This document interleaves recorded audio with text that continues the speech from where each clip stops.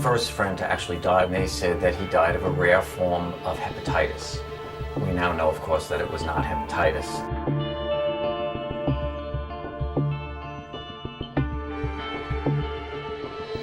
And I went to visit Lorraine at Brooklyn Hospital, and there was a big sign on her door, "Do not enter."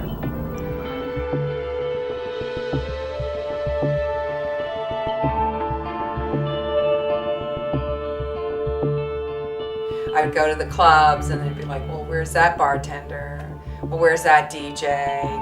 And they were gone, like in a blink of an eye.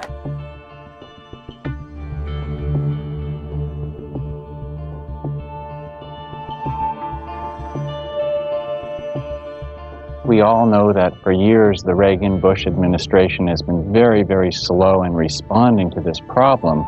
So the burden really has been largely upon the gay community to take it upon ourselves to educate the public about AIDS prevention and to raise the funds needed to care for people with AIDS, and also, very importantly, to lobby our state and federal governments to increase their response to this epidemic.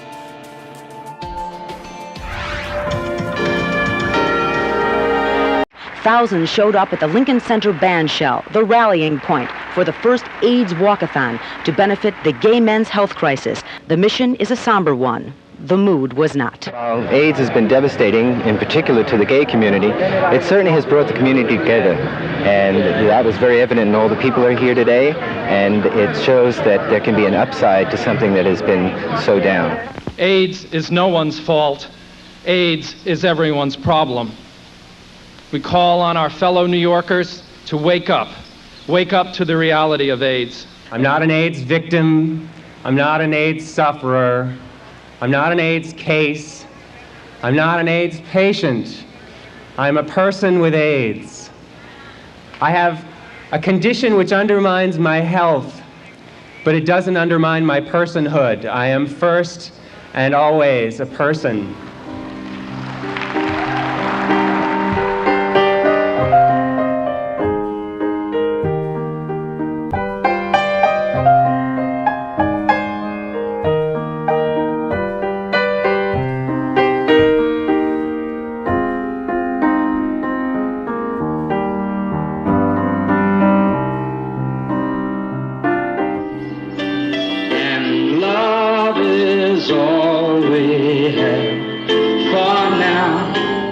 What we don't have is time.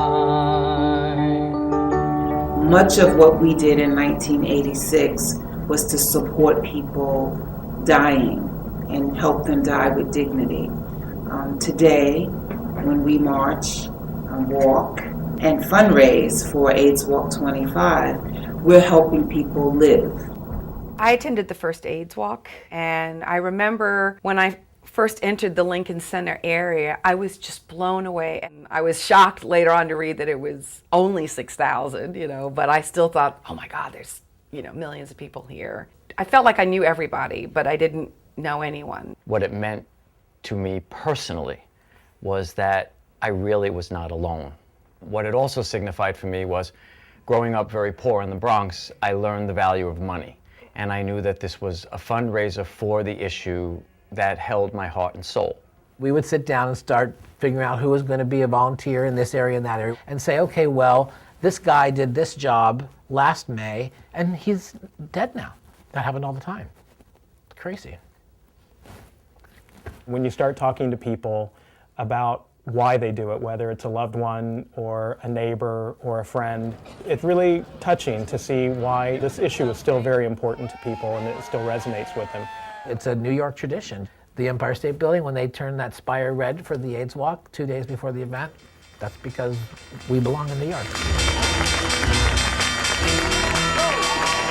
Good Day, New York. Organizers say 50,000 people streamed into Central Park yesterday to lend hands and feet to the cause. A huge showing for AIDS Walk New York today. I'm here today in the memory of a loved one I lost a long time ago. And our Sally Ann Mosey is out there today. I am not alone here, David. I am here with two of the fabulous five. The kickoff to the AIDS Walk New York was filled with star power. What's up, New York?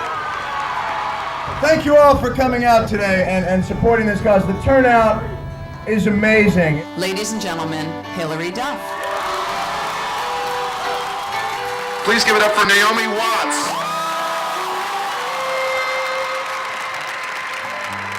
All we are is a picture in the mirror.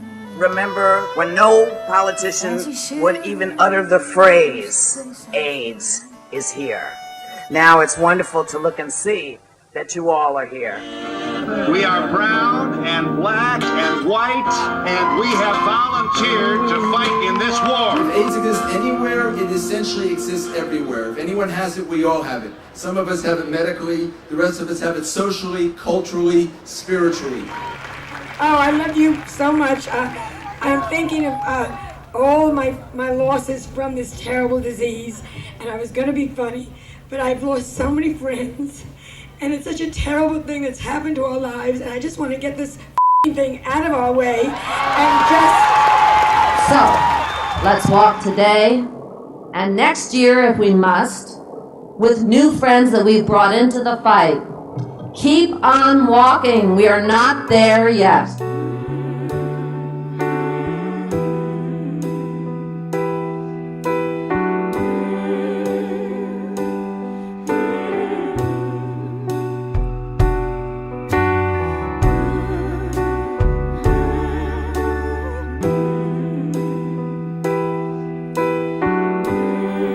It's almost impossible to separate out AIDS Walk New York from GMHC. Every AIDS Walk dollar helps GMHC be GMHC. And we're so grateful that for 25 years, many, many people have walked with us.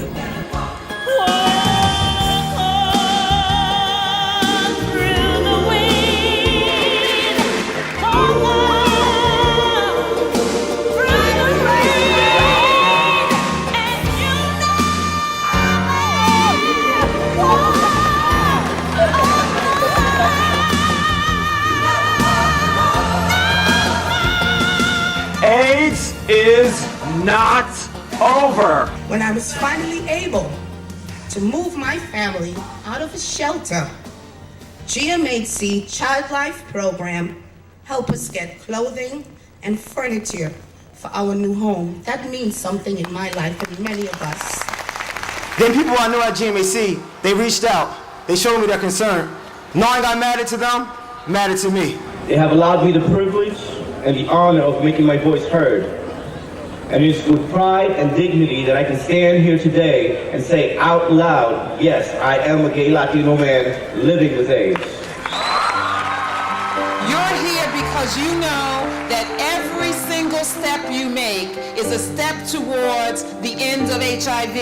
I think of all of you being generous even in these difficult times and acting upon the highest within you is just an extraordinary gift and blessing to the thousands and thousands of men, women, and children that GMHC serves each year.